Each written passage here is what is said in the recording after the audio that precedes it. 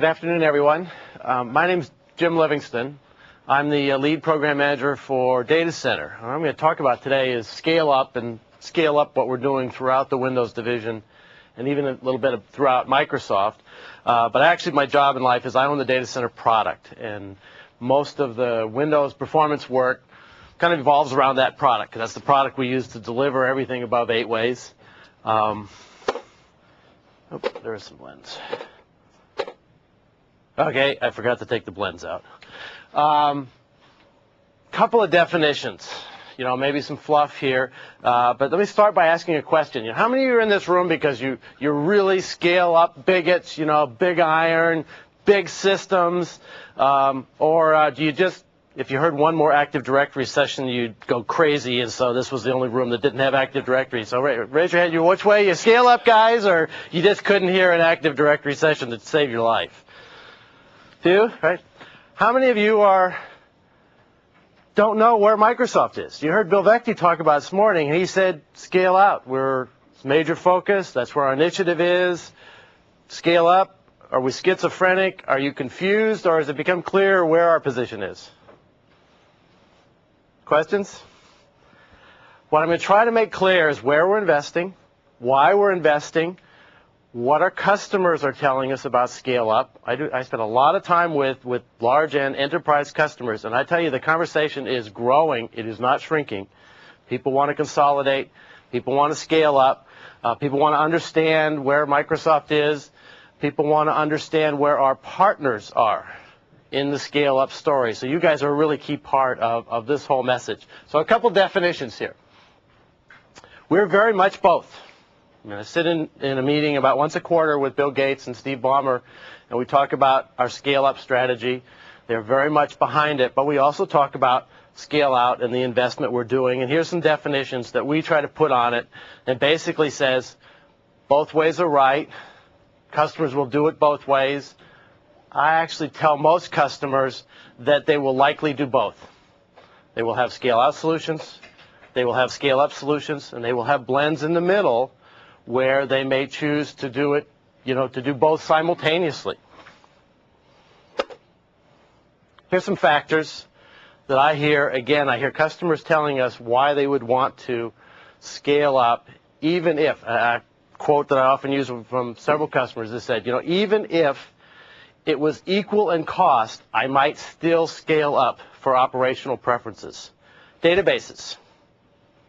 Be reassured, and I think you'll see with the performance data I'm going to share with you, SQL Server and DB2, and in many cases Oracle, scale up to 32 processors very, very well today, and are only getting better in the future. Data-intensive applications the same way. Multiple images of databases on big machines scale up very well and very cost-effectively. Applications with serial logic. I'll use Barnes & Noble as an example. Great scale-out partner. They run a beautiful web farm, poster child for the IIS team.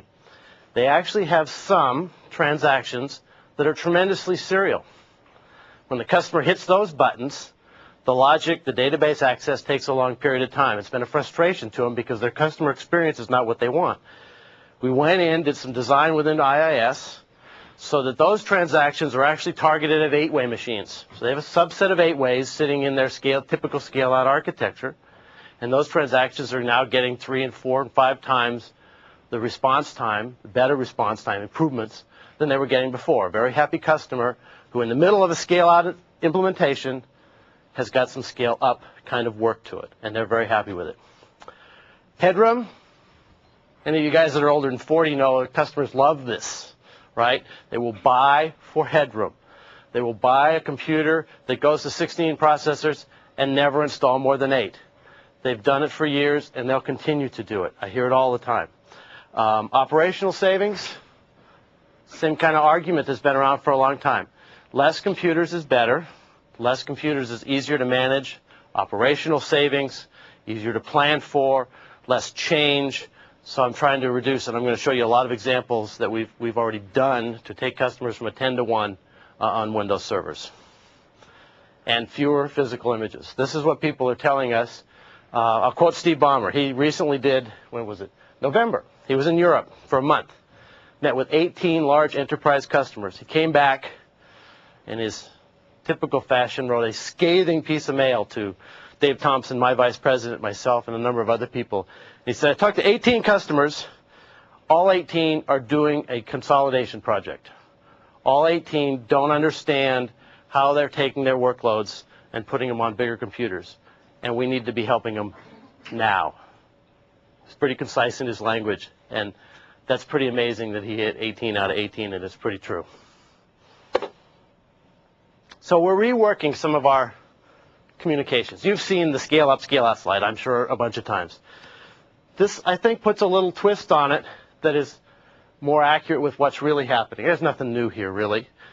Front end is scale out, and will remain so, and the blade servers and some of the repackaging we're doing, a lot of the network load balancing and IIS is all focused on that end. Scale up on the back end, you've been hearing us talk about that for a long time with the databases. What we're now kind of acknowledging is the middle can go both ways. I'll give you another example. MSNBC used to run about 50 middle tier 2 and 4 proc servers. They now run 8 ways. They are very happy campers. Improved reliability, improved maintenance, improved throughput. They will run the Winter Olympics through that farm, .NET, by the way, with 8 ways. And again, a fairly classic scale-out type of environment. So there's a lot of opportunities here where we didn't really necessarily think there would be. So this is what I'm going to talk about. Start with Intel and where they are, where Intel machines are. Because this is a public, I can't use as many names on the future machines as I would like, so it'll be more of an arm waving about kinds of machines that are in our scale-up labs right now.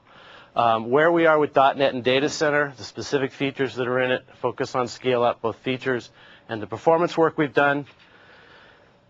My thanks to the Gardner guy this morning. I mean, he really, glad we got that on tape. He really talked about Data Center, I think, in a very effective way. One thing he definitely hit is that they are hearing customers say data center systems are running more reliably than typical Windows servers and equally reliably to Sun servers. Did I hear him say that this morning, or was I just dreaming? I think he said that, right? Well, I believe it. I'm going to show you some data. We've designed a program to try to accomplish that, and we now believe we're getting there. IE64 support. I got the task of talking about IE64. How many of you have your applications delivered on IE64? Well, that's about what I thought. So we're going to talk about where we are and some opportunities that I think you're going to want to take advantage of in the IE64 space. Consolidation. How many of you have had customers ask you about what is your Windows consolidation strategy? How many of you have a good answer? Well, actually, so we need to talk to that man back in the corner. He has a good answer. That's a missed opportunity for us, and one that you're going to hear about how we're investing and how we're going to try to move it forward much faster, because I believe we need to give those customers answers short term and long term. Resource management, Gartner also mentioned that. I'll talk about the product we're partnering with today, and then the product we're going to build based on the .NET platform, and then a little bit about the future of where I see high-end servers going, where we're going to invest in to make big, giant computers run even better. So here's how I see the Intel world and what's happening to the Intel world. And you guys, most of you, I assume, have tested on Titanium machines. My comment on those is I wouldn't bet against Intel. They've got a lot of stuff. They do a lot of good work with chips. A lot of things are there, and a lot of things are just going to get better. The Titanium platform was the first one to get us all going. But coming back to IE32 here, we've partnered with the Unisys and the ES7000. I actually own 18 32-way ES7000s.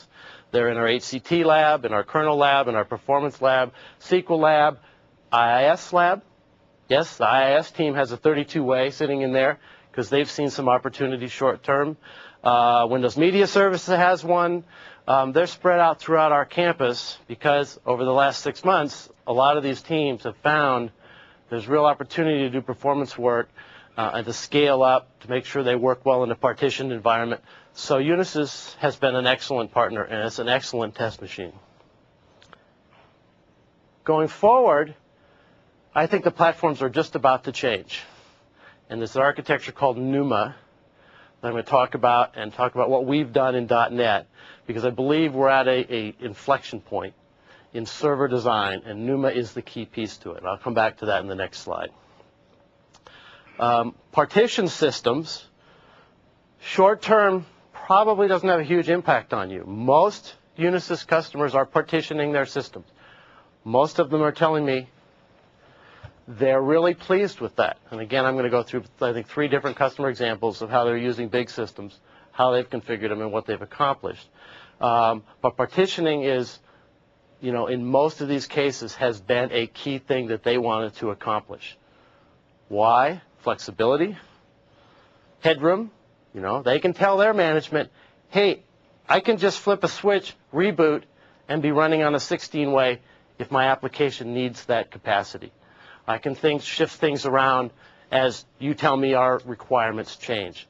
That's a very nice, flexible situation to be in. So partition systems, and the Gartner guy mentioned that too, are key short-term and key to the future. Let me see, IA32 machines. So maybe you know this. IA32 architecture, 32 processors, which we support, 64 gigabytes, which we now support. That's the end. You won't see any more. I mean, you may read some stuff that Intel's doing some magic, but in our planned roadmap, right, in the testing we are doing, that's as big as that architecture gets. Now, for some of you guys who were around, and MVS stretched the architecture quite a bit in the mainframes, and there are some tweaks that can be done. Some we've even prototyped. But in our current plan, that's as big as that architecture will get. So for the scale-up customer, for the consolidation environment, 2 gigabytes, 32 processors, but actually I think it's the memory, I think it's the 64 gigabytes that they're going to start to hit and want to know where they're going. Where they're going will be IE64. And we need to be there with them, ahead of time, helping them go to those things. So in our labs, I have several 16 processor IA64 machines and several up to 128 gigabyte machines. So we're already pretty far ahead of the curve. I expect to see machines, this is IA64 machines, 32 processors towards the middle of the year, as the McKinley machines start rolling out. I actually expect to see a 64 processor machine by the end of this year. We'll be easily at 256 gigabytes. The last line here, I believe, is really true. This is what the OEMs are telling me. Some of you are OEMs in the room and know this, right? We will see 256 processor machines by 03. I'll start testing them here. What does that machine mean? It means partitioning is standard. Because 64 processors and Core OS support is probably as far as we'll go. This means partitioning becomes normal and natural. People will be buying big boxes, configuring these things any way they want to. Memory sizes will become very huge. And I believe our customers will want to take advantage of these machines. Costs are just going to keep going down.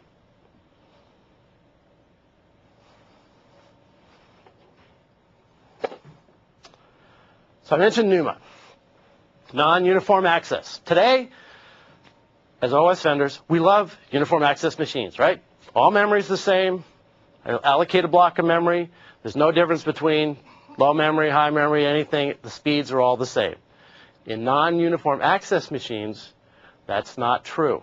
Depending on your node configuration, the access speed can be anywhere from, worst case in the early designs, 10 to 1. Typical cases in the designs we're seeing now, 3 to 1. 2 to 1 is really good, 3 to 1 kind of thing. So that means we can't just lay out memory and load applications and load DLLs and allocate buffers and party on. The performance would, 1, be very erratic, and 2, in some cases, you could be in worst case type situations. So what we put into .NET was, 1, a NUMA awareness. if you're familiar with a thing called an SRAT table, for the OEMs in the room, if you build a NUMA type machine, you can tell us what it looks like in the SRAT table. Most of what we're seeing is 4 processor nodes, where the memory on the node and 4 processors are all the same, and then we just count the number of nodes. So now the OS knows about the NUMA topology. We then load applications onto nodes and effectively are changing our affinity model to a node affinity model from a regular processor affinity model. Now, if you're using processor affinities, that API is still there, and we're not going to take it away. I actually think over time it is not something you want to do, but it's kind of another conversation. So when we load apps, we will allocate all their processes on those nodes. We'll load a second app. It'll go on the second node, and we'll round robin through the number of nodes in the system, and we'll keep their threads and their memory local to the nodes. The only thing that is not in .NET is memory or I/O buffers. Because remember, depending on where you put the adapter in the card, your buffers can get allocated in the node that they're attached to, and they wouldn't necessarily be where you want. We will fix that, or we will add that in Longhorn. So for the ISVs in the room, you shouldn't have to worry about NUMA. For database vendors, SQL Server has already done this. The DB2 team from IBM is doing it. They are adding NUMA awareness to their applications, so they'll understand and they'll allocate things because they are already doing some clever tuning. But what I will tell customers, and I suggest you do, is most applications should run just fine on NUMA on the .NET platform. On the Windows 2000 platform, it thinks the world's flat. That's a space you're going to want to test and see how your particular application does.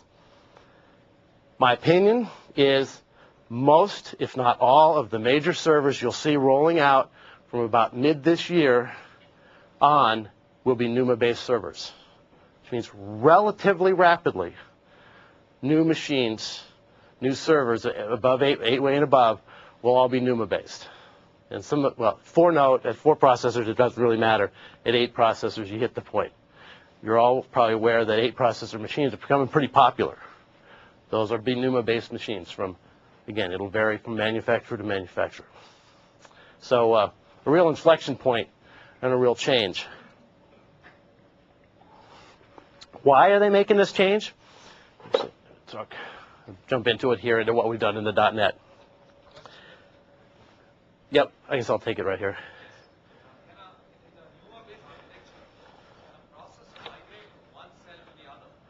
Yes, and they will.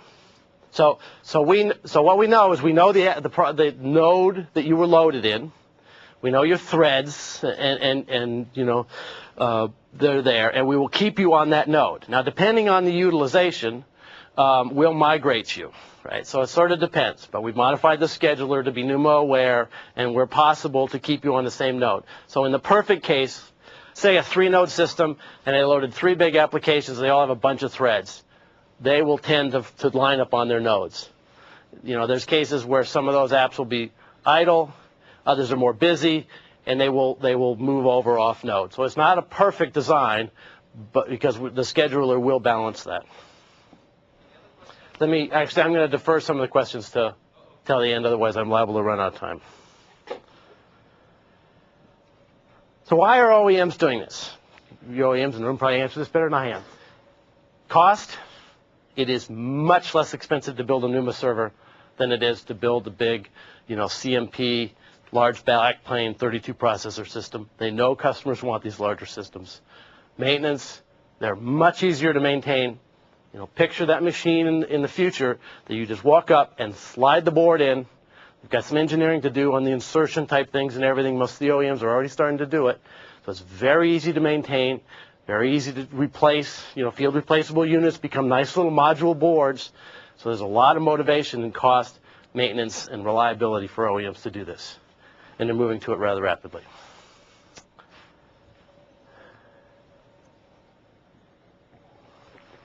So here's a list of what the high-end Windows teams, data center team have invested in .NET. Most of this stuff, if you're running and playing with Beta 3, you're already seeing.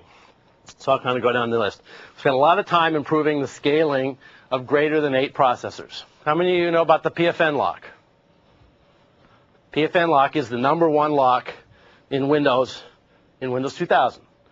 It can be held anywhere from 10 to 30% of the time on a busy system, busy 8-way system. It gets worse as it goes up to 32-way. It is gone. So we have majorly re-architected the way the scheduler works. We're using per processor locks. We're using queued locks. We started out with about 8 or 10 queued locks, which are much quicker. They don't have to touch memory. So we re-architected that. This has been done by Dave Cutler and Landy Wang and some of our kernel architects.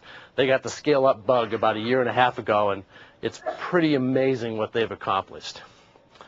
We've also been working very hard with different individual groups, the file team, the print team.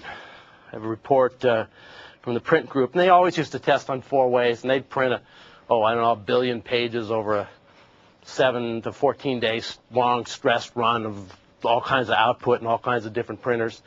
They took that up to 16 billion pages of output on a 32-way with 500 print shares on a single machine. Tremendous scale-up work. Some of that's in the spooler, some of that's in the basic scheduler, some of that's work we did in GDI, but the numbers are pretty astounding. Files the same way. IIS, our scale-out technology, same thing. Kind of improvements we've done on 8 ways and improvements we're doing in 32 ways to have them scale up if a customer chooses to run these applications and scale up. i64 implementation, as you all know, or you've seen our roadmap. So data center will ship synchronous with the .NET Server Enterprise. You all get the names right. Advanced Server got renamed to Enterprise, and Data Center will all ship together. Enterprise and Data Center will have i64 versions, which will also sim ship. So it's basically 5, not counting the web SKU, but 5 SKUs and the embedded SKU, 5 basic SKUs that will go out simultaneously. Now, i64 SKUs support machine check architecture. So this is a case now where you can take processor failures, log them into the OS, and correct those failures in some cases. Not all cases. I'll come back to machine check architecture later. That's in here. The NUMA enhancements I've talked about. Basic kernel scheduling improvements are pretty substantial. And our first, in my opinion, our first hardware RAS improvements.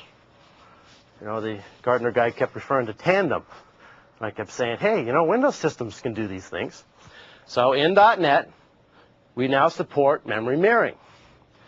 Again, it depends on the OEM implementation, but there are several OEMs that have implementations that we have here where you can take memory and divide it in half and mirror it so that single bit, double bit, triple bit, complete flat-out cards of memory would fail.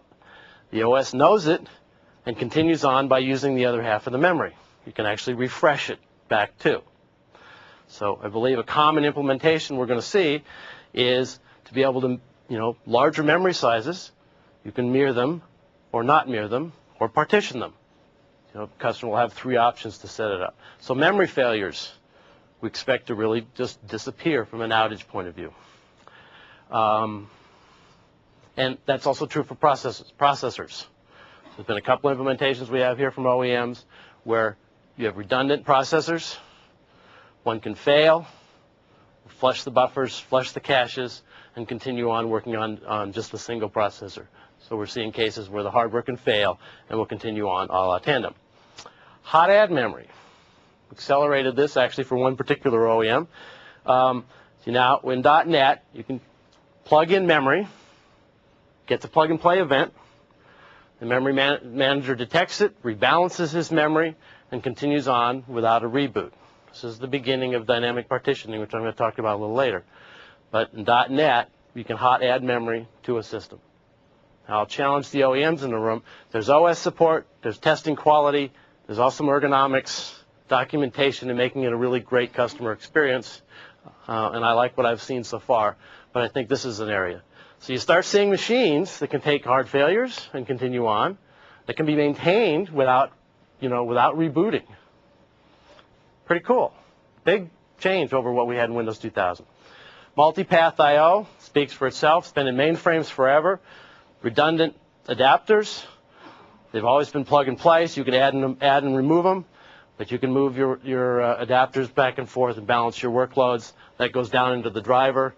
Drivers are aware that there's a multipath there. They can do some clever things. We're seeing some OEMs and adapter vendors do some things for performance or for availability. 8-node clustering just extends our 4-node clustering. Really, it's a big pricing advantage, right? Clustering has been actually quite popular in the data center space, but it's expensive because you almost get a 2-to-1. You now can do 7 active and 1 passive. While it wouldn't be complete redundancy, it would allow one machine to fail, fall into the failover machine, and then configure on. You can always add another one back in later. So 8-node we expect to be popular because of the cost savings of implementing clustering. So what are we doing in here in Redmond in Microsoft? We've added scale-up labs whose mission in life is to run greater than 8 processors, generate workloads on greater than 8 processors. I'm going to talk about the HCT in a little bit. These labs own those kind of high-end testing technology. And then we drive what we find back to the IIS team, the Exchange team, the SQL teams, BizTalk, et cetera, into the application groups in Microsoft that have kind of failed throughput, and we're adding the consolidation scenario to these labs. I've actually had a lab working for almost a year running Exchange, IIS, and SQL, all on a single machine, all under load, all through a whole series of scenarios. Yeah, we found some bugs, but it's actually running pretty well. One of the things I want to start is moving that to a broader community of third parties, so we have a real consolidation story. So I think you get these slides, so you'll get these numbers, right?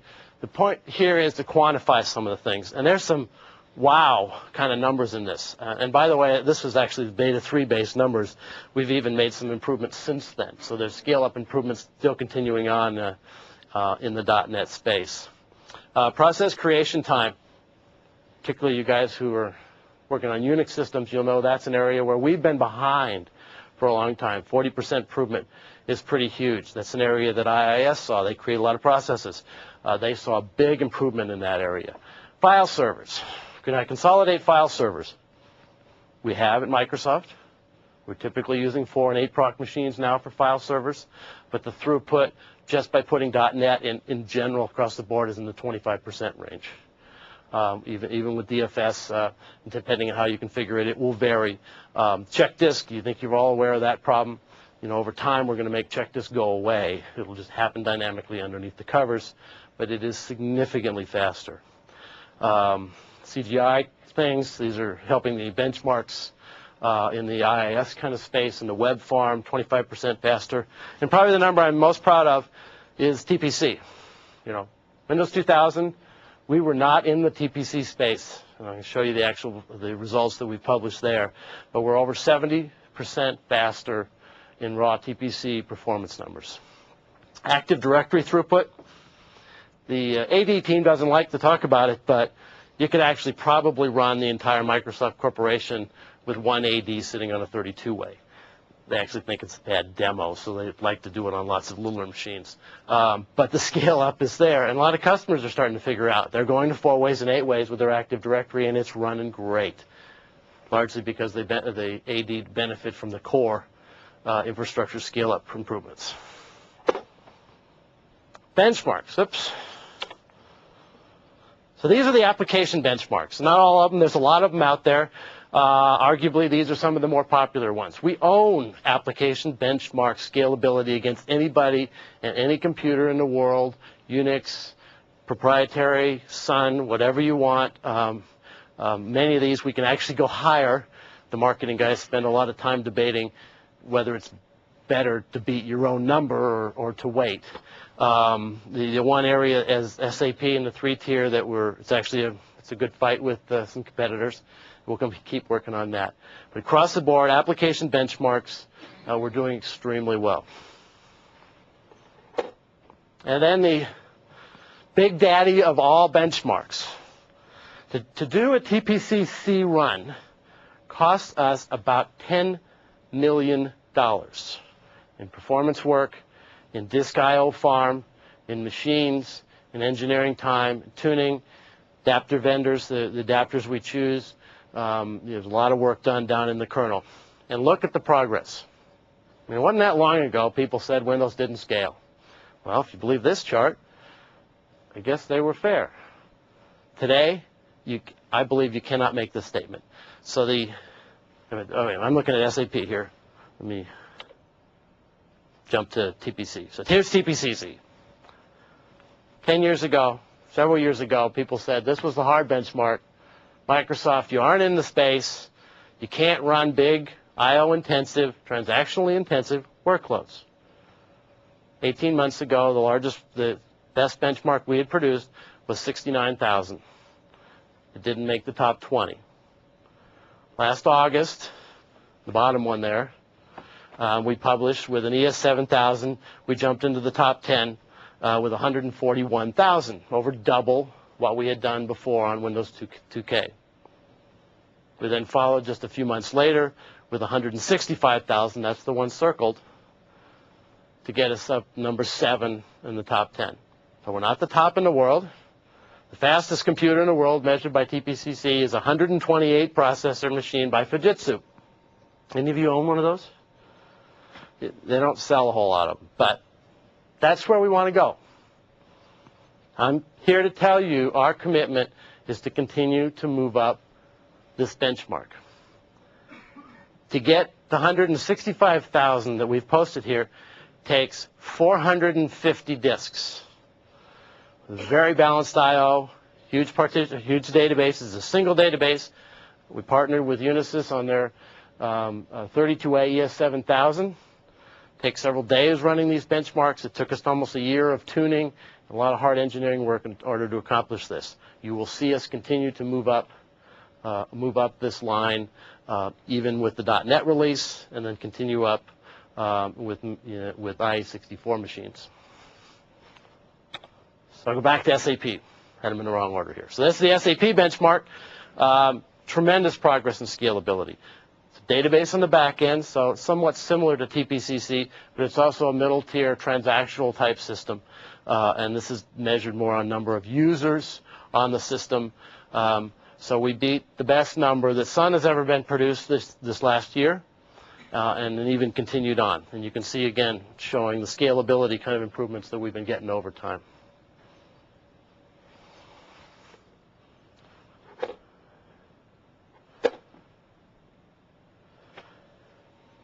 So if you scale great, is it enough? I don't think so. You still need reliability. One of the things the Gardner guy talked about is data center machines were running more reliably. Well, let me tell the software guys in the room. Data center is the same code base as enterprise as server. We're still a single code base company, right? The only difference is cut in when data center sees the greater than 8 ways, the larger memories, dual pathing, those kind of things. It's on a feature basis. So one thing you should, be comfortable on. Would your apps, if you've certified them and tested them on enterprise, will they run on data center? Absolutely. Will they scale? We'll come back to that conversation. But absolutely, it's the same set of APIs. So how do we get data center to be more reliable? What we do is we require the OEMs to pre-test the entire package. Today, most customers buy enterprise through our select program directly from us. They choose their adapters, they choose their utility products, etc. And you get a 3 nines kind of solution. For data center, we require that the adapters and all kernel drivers be pre-tested by the OEM with this particular stress test. Question? If it's a kernel driver, it's included. If it's a kernel driver that does not have a logo program, which is you may have been referring to there, it is included. If it's below the kernel line, and it's really the answer to a question one customer asked me one day, said, who's responsible for the kernel? Bunch of Microsoft people were kind of hedging, going back and forth, and I said, Microsoft's going to be responsible for the kernel. And we are, at least in the data center space, and we are in partnering with our OEMs. And every major OEM in the world is a data center partner. So they have to run this test. I love this test. Actually, I designed this test. So this thing is a monster. It runs for 14 days.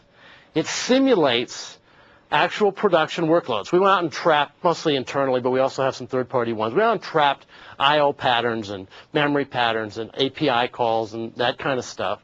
And then we simulated the patterns of SQL and IIS and Exchange and some third parties and SAP and those things. The reason we use simulators is just a lot easier to give an OEM an actual test product that can be installed easy and he can run. And we're not having to deal with this version of Exchange, that version of SQL, and that kind of thing. So you load this up on 8 clients, and you point it at a server, and you tell it to go. First thing it does, it goes and looks at that server, determines its memory speeds and utilizations, its CPU speeds and utilizations, its I/O subsystem speeds and utilizations, and then it just starts throttling up the threads and processes on the workstations until it drives to about 150% of the calculated throughput capacity of that server. It actually takes about 8 hours for those threads to just keep going and keep throttling up and keep sending workloads at this server. It's a client-server type of environment. At about 8 hours, the poor little server just gets tuckered out, and you'll start seeing failures. Predictable failures. Failures that we should all recover from. Some application did an I/O. In the middle of that I/O, he did not get the memory buffer that he wanted. There was a failure back to his request for memory that said no. There's a proper coding technique in that driver to handle that. If that driver does not do that correctly, the system will fail, this test will fail, and the OEM will have to rerun it, and he will be on the phone to the adapter manufacturer to the driver. It took about a year for the OEMs, and we actually run this in almost every computer you can imagine here, working together to get those bugs shook out of the system so that we could run for long periods of time. So the curve we saw that I'll share with you is about 8 hours the system starts to load up and you start seeing funny things happen. At about 24 hours, if there are any poorly written drivers in it, they'll generally hang, blue screen, fail. All those are detected, and the tests fail. So you got to start debugging your drivers, or regardless of who driver it is, you got to debug it, figure it out, and get it fixed. So over the course of several months, we ironed out all those drivers. Now we're out into things start going down. Then there's another spike that occurs at about 5 days.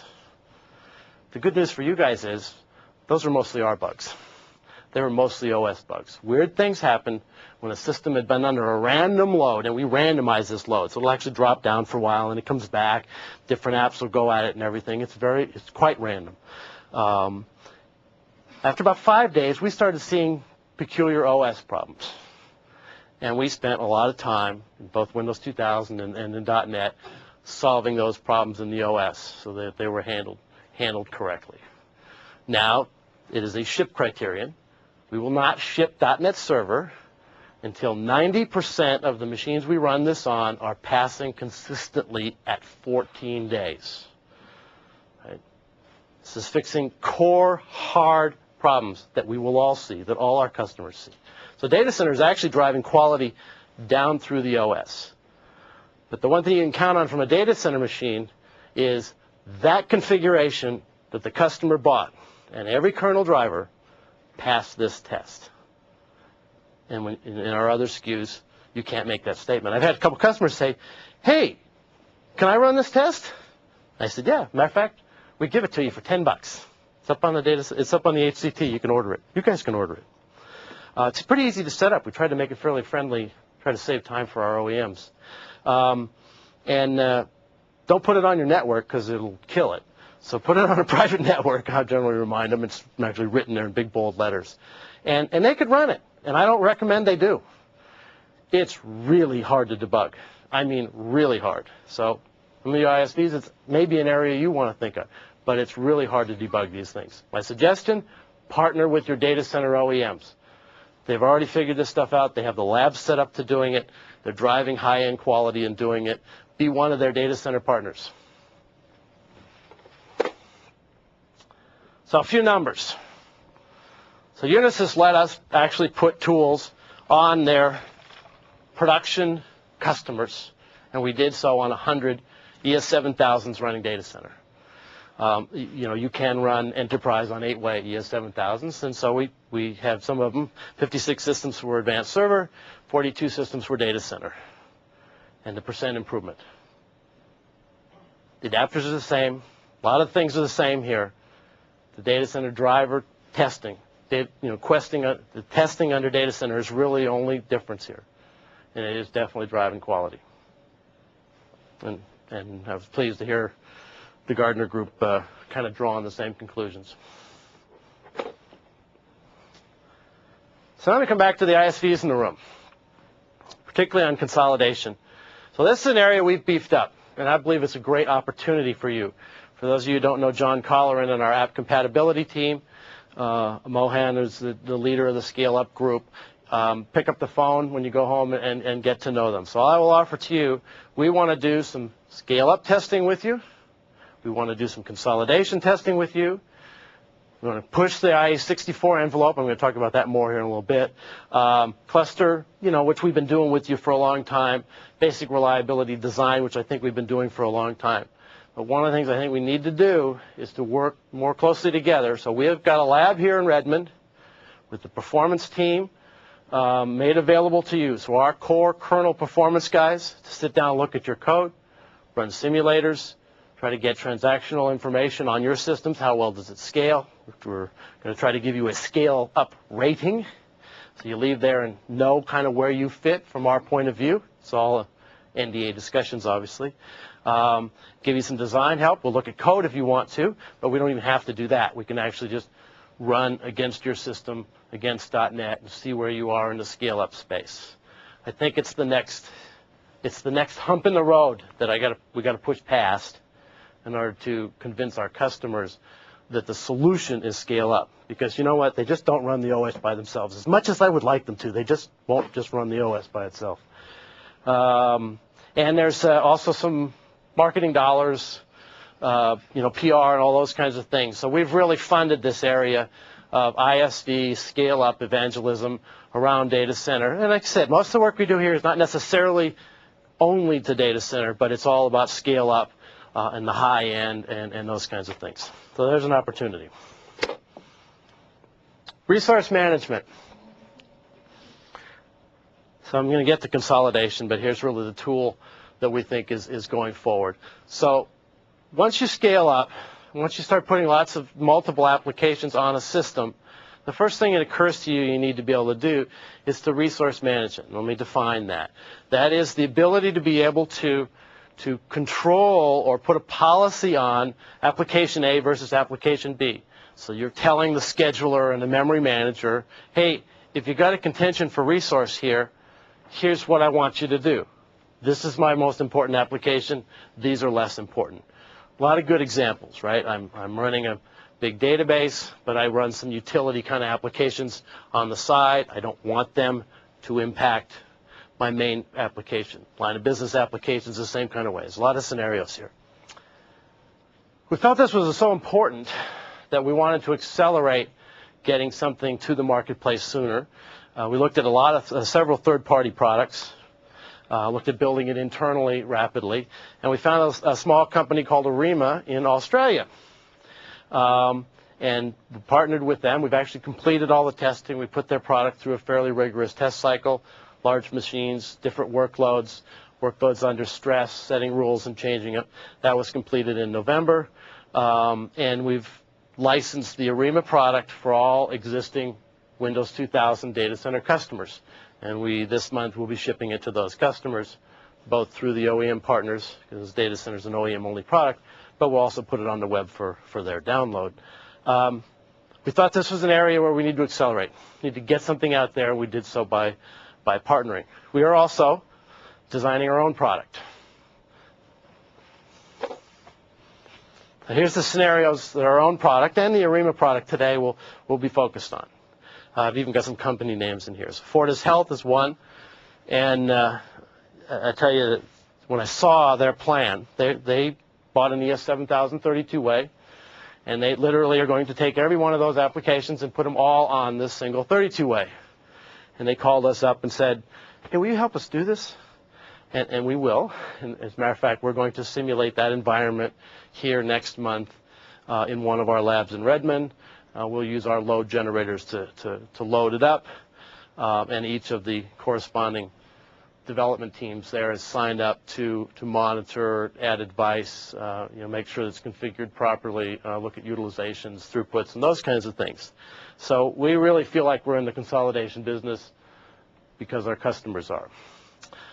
Multiple SQL Server applications. That one we've been seeing for quite a while, and the SQL Server team actually does a pretty good job. What's really changed is people putting other things on there with different versions of SQL Server. Terminal servers. This will actually be part of our resource management product where you can set priorities, and all terminal servers aren't equal. They can run at different priorities. You can bind the amount of CPU and memory they use. IIS web farms, you couldn't do this with IIS 5. You can with IIS 6. You can now detect what web farm a particular request, or excuse me, a application request would go to a particular website.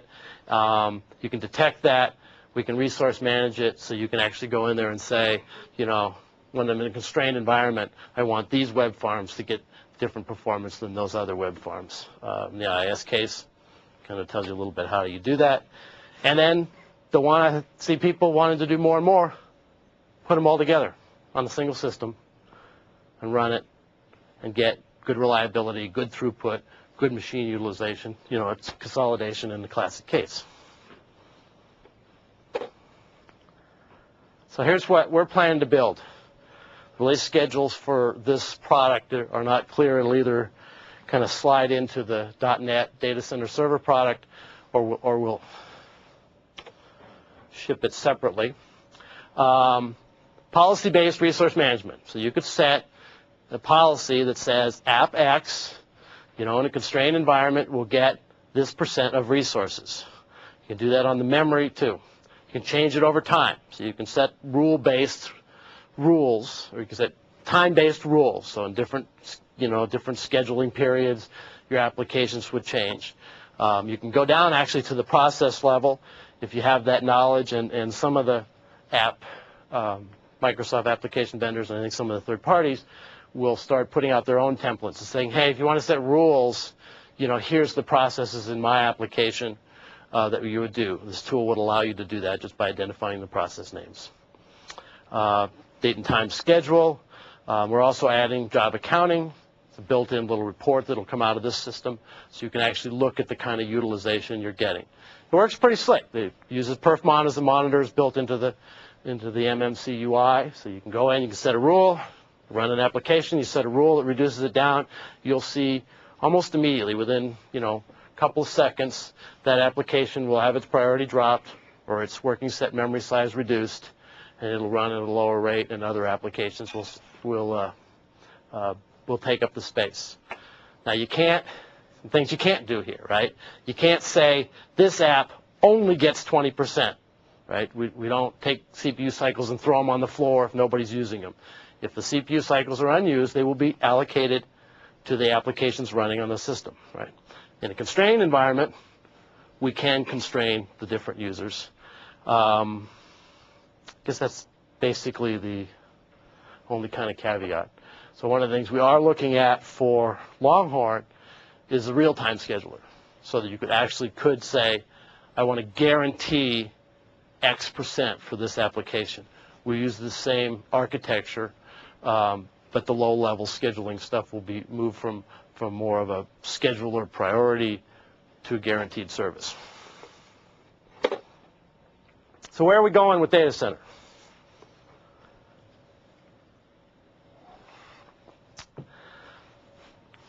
Let me explain something. So the limited edition release, which we released, are releasing this month, is the .NET data center done for 16-way processes. We did that to meet our obligation for the TPC benchmark that we did back in August. So that will go out. That's basically the .NET Beta 3 plus a little more, plus some quality testing to make it a deployable product.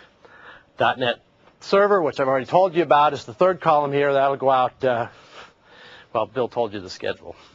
And then Longhorn, or the investments beyond that. No reboot. I really think we'll get there, down to probably 3 or 4 kernel modules that it is simply very, very difficult for us to patch or change on the fly. We may choose not to go to no, but 90%, 95% plus core OS changes, driver changes, and things you could do on the fly. We think we can get there. I do expect to support 64 processors. So the 32, this is IA64. The 32 is not the end of the line for the OS. We plan to go up. It is not clear that we will go beyond that in the near future, that you get the bang for the buck to go to 128. But 64 we think is, and then dynamic partitioning. Gardner talked about this morning. If you take those statically partitioned machines, ES7000 being a great current example, most of the roadmaps of those big machines are all supporting dynamic partitioning. So the machine I envision is 256 processors where you can go to a console, set up an environment, 4 processors, some memory, test environment. You can configure it any way you want. You boot up 8 or 10 versions of the OS, you set up your different environments, and then you dynamically change them. You dynamically change them because you're detecting soft hardware failures. And you pull out some cards and you put in some new ones. You dynamically change it because your workload has changed. The president just did a giant online sale starting tomorrow morning. You don't take a big reboot. You don't reconfigure. What I expect people to do is pre-plan these things. And they will reduce resources on one domain, and they will shift them over on another domain in a matter of seconds, minutes, very quickly, in a kind of pre-planned way. And the OS will dynamically accept CPUs and memory and I/O, and it will remove CPU, memory, and I/O. That is an area for the ISVs in the room and us. We need to test that together. So picture that big 32 processor machine. It's running multiple applications. It's resource managed, and somebody just pulled out 4 CPUs. Your environments, my environments, needs to survive that, handle that in an appropriate way. Which means if you're doing hard affinity in your applications, we're going to need to change that API, inform you that a change has occurred, and you're going to want to rebalance your I/O, you and SQL and the database vendors too. So that's the space I see us moving into. Resource managed, dynamically partitioned, let the customer lay it out he wants. These machines are all headless, remote. They do it from a remote console. A pretty cool environment, a great consolidation environment, a great scale-up environment, and a great scale-out environment. Where are we? We have several hundred customers. Actually, Gardner's pretty spot on. I was pretty amazed. He's pretty accurate on the number of customers we have, because I can't tell you accurately. We have an application certification program for data center. I would encourage you to use it. It is not required. I think the world got hung up on this. It is not required. It is generally recommended. But for those of you who think you have great testing internally, then I'd say support data center and go forward and work on your scaling up. System integrator is an area we're investing in to try to get more of the EDSs and the integrators into using data center class, high-end class solutions as part of their integration. 5.9 reliability. There are at least 2, if not 3, data center customers who will tell you they are getting 5.9s today in well-managed data center configurations.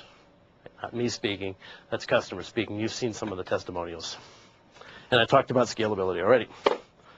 Okay, so now let's talk about consolidation. I think it was a lot of hands, right? Your customers were asking about this, and we weren't sure what to say. Well, first thing I think we need to do is a methodology, and we're working on having something done here in a couple of months to kind of frame it, because it's, what do you mean? What are you asking me, customer? Are you taking separate servers from 3 different organizations because you've acquired them and moving those to a new location, and by the way, you're buying new computers? Okay, that's a planning process that we're glad to help you with. We have consultants. There are other consultants that will help you do a great job on that. There's a lot of costs. There's a lot of opportunities. There's a lot of network planning and whatnot. So that's one way to approach it. Single box to single box. You got 100 file servers. Can you reduce that number? Absolutely, you can. Should it be 1? I don't know. 10? I don't know, somewhere in that range. That's an area where we think we can prescript, give a lot of advice, give examples, and show you how to consolidate your file servers on individual print servers, IIS servers, Exchange servers, etc. The tough one, it's when they want to put it all on this big new shiny computer that they got. And I'll continue on to that one. So areas where we're seeing consolidation work, and we're getting some examples, getting some prescripted architectures out to our field so they can talk about it, they can educate people on it, is multiple instances of databases running on data center. That's working rather well. A messaging, a plan, so that if I had a lot of Exchange servers and I went through and wanted to upgrade the machine sizes, some sizing information, being able to consolidate. Same thing in the file and print space.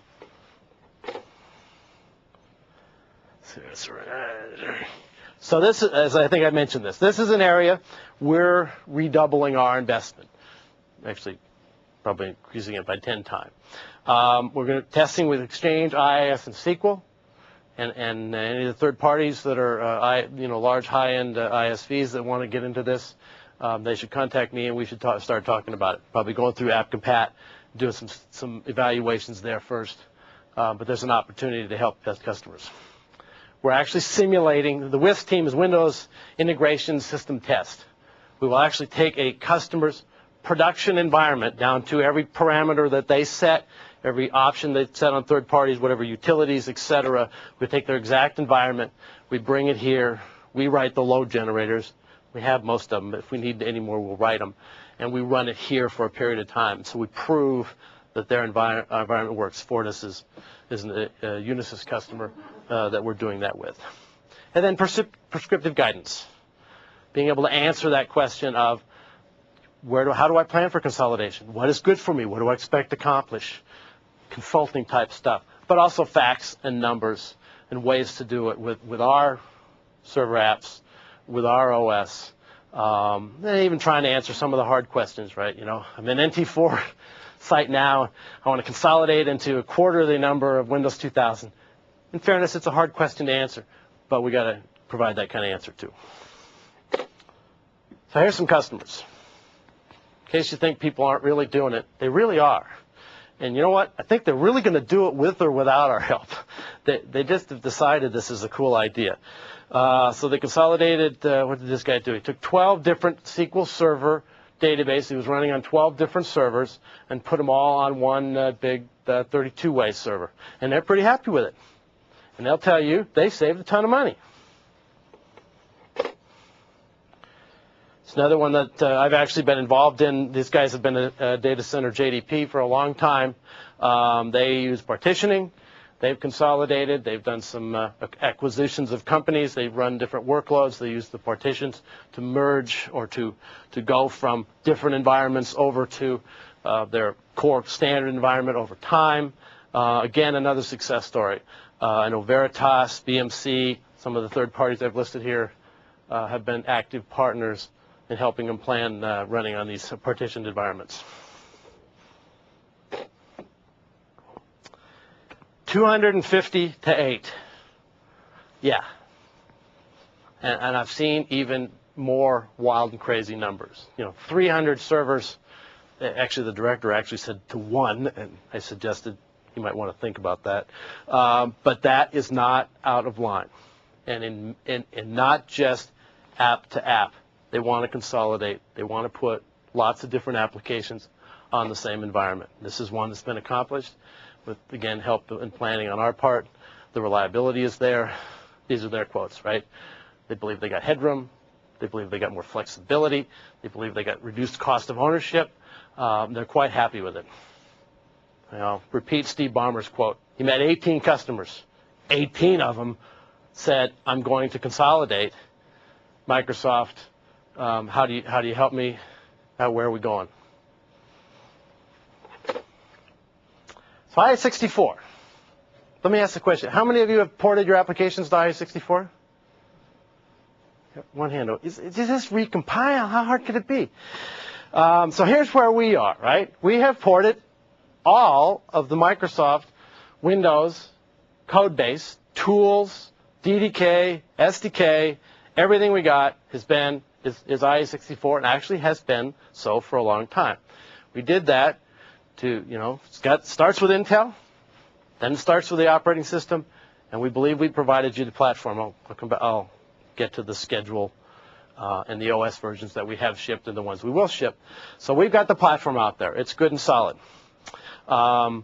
We've made the changes in the core OS to take full advantage of this. It actually wasn't too hard for us because, we used to be a multi-platform OS, and now we're a multi-platform OS again.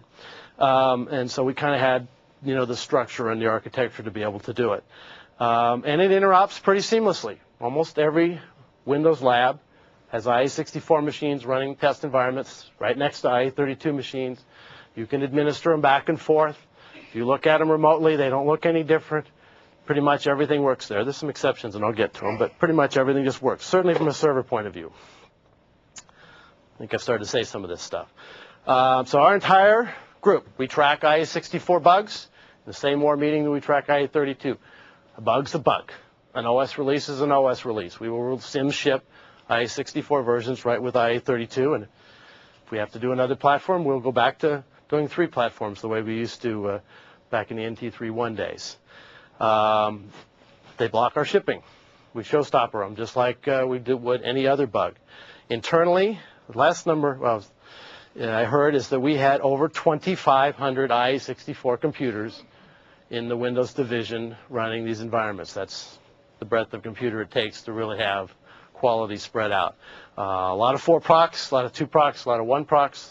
I showed you earlier, I have 16 ways, and I'm expecting 32 ways in next quarter. So we're testing the socks off of this thing. It's really ready. It runs great. I think more people would run it in their offices. The machines are noisy because they're more of a server kind of machine. SDK, DDK, all those things are there. Here's our versions. So we shipped the original limited edition version, which was really called limited edition because it was really more of a platform to get out to you guys to get the ball rolling here. We refreshed that in November with a version that you can put in production. It's a fairly solid release. HP, Dell, Compaq, IBM are all shipping 4 proc servers supporting that release. We will then refresh it with all the .NET stuff. And it'll go out in the enterprise version and the data center version later this summer. Standard, web server, embedded are all currently target IE32 only. It's really a marketing packaging decision. So why would you want to go to IE64? Well, if virtual storage wasn't your problem, if it is, that's where you got to go. 2 gigs, 3 gigs if you use a switch. 2 gigs is really as far you're going to go. It's faster. I mean, there are areas, it's just head and shoulders faster. We've done a lot of performance work to tune to take advantage of the flat memory, the larger sizes and things like that. So network connection, wow, a lot of connections. Threads, process create, kernel scheduling, things like that. We've done the tuning work. So the OS is ready from that point of view. Machine check architecture. If you want to get to the point where hardware failures will not knock you down, blue screens don't count, right? It actually detected the failure, but it really didn't work very well. You got to go IE64. There is no machine check architecture in IE32, and at this point in time, there are no plans for one. It's more of an Intel decision than ours. There's a couple things we didn't support, primarily because we thought this first version was focused at servers, 4 ways for sure, and going up the chain into data center. And so there's a few things we didn't put in here, and we'll add them. Frankly, we'll add them as fast as customer demand or you dictate. Right now, what's holding up the IE64 train? Well, I've already started seeing performance numbers on the McKinley chip. I can't talk too much about Intel, but it's there. That sucker screams. So you could say Itanium performance numbers were not like knocking the socks off. I actually think they were not bad.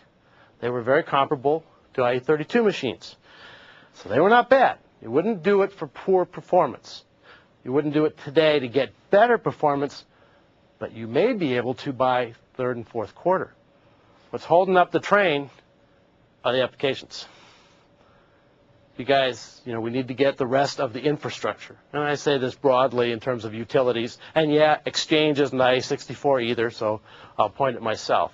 But that's really the only thing that's holding up the IE64 moving forward and not going after those Unix IE64 environments that we want, and I think you want. Some more memory numbers. I mean, the virtual storage problem, more than 32 processors, large memories. It's IE64. That's where we got to be for some of the applications sooner, others later. So, last slide, and then it gives me a few minutes to take a few questions. So where we are with data center, where we are with scale up, I think the scalability work in .NET is really pretty impressive, as reflected by the benchmarks, as reflected by a bunch of benchmarks. And IE64 also, we're scaling up really rather well. The reliability, we continue to invest. It's never good enough, in my opinion, but it will never be, you can always make it better, and we will continue to try to make it better. It's sort of like security and reliability, you just keep working on it. But the reliability is really rather solid. So our data center high-end machines, good investments. They run reliably. Do they scale well? Absolutely. There's no reason not to be very bullish about this story. And I throw it back again to the industry and our partners. Are we all there together with that story? And if not, I kind of ask, why not? Actually, there's some information that the marketing guys just published. A servers under scalability shows some of the benchmark results, gives you a little more data, that kind of stuff. Pretty good. It's actually kind of a written overview of a lot of things I just talked about. So with that, I'll take questions.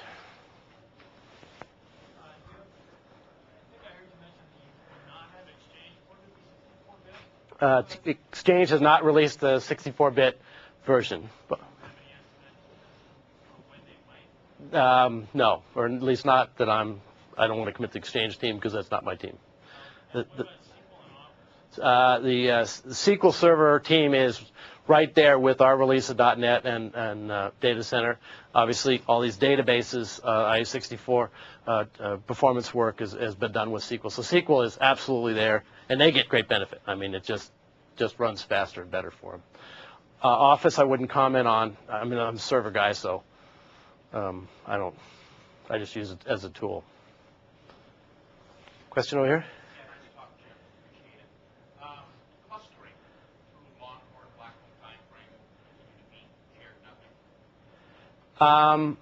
That's my understanding. Although I think we've become more shared agnostic, but our implementation, I say shared agnostic because we're partnering more and more with Oracle on the Windows platform, and they use a shared environment, so it's not like we aren't open to shared failover clustered technologies.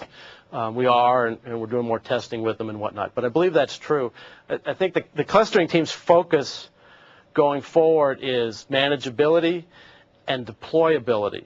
So you can just plug in a node, and the image of that cluster just gets slapped down very quickly, so that you can install things in seconds, not the hour that you'd argue it takes to set up an NT and set the right parameters and put your app on and those kind of things. That you can just rapidly deploy things. So you can put a node into a cluster, give it a mission, and in minutes, 1-2 minutes, it's kind of there. That's really the focus of where the clustering team wants to take their technology. But I'm not a clustering guy, so I should ask them.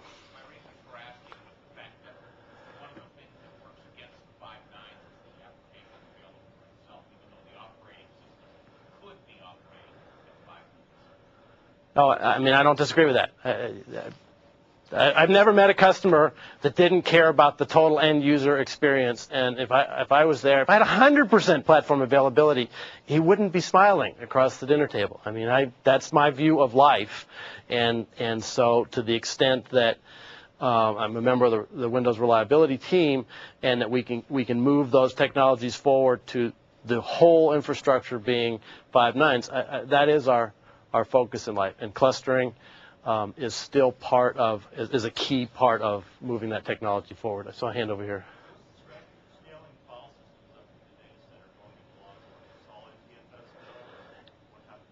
It is still all NTFS. I think they added a session on file systems kind of at the last minute to this conference, and you should ask David Golds and his team and Ben Fothy.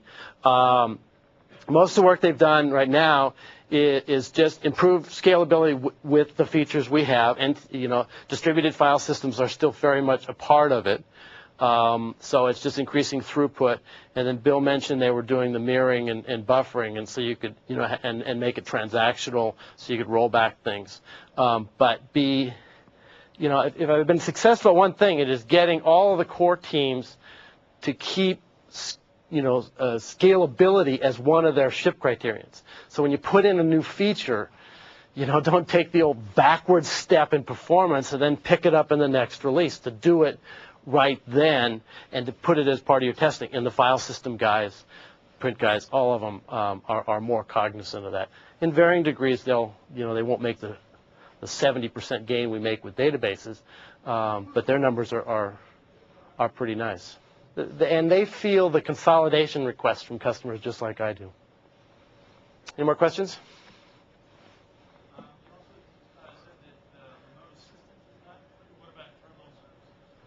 I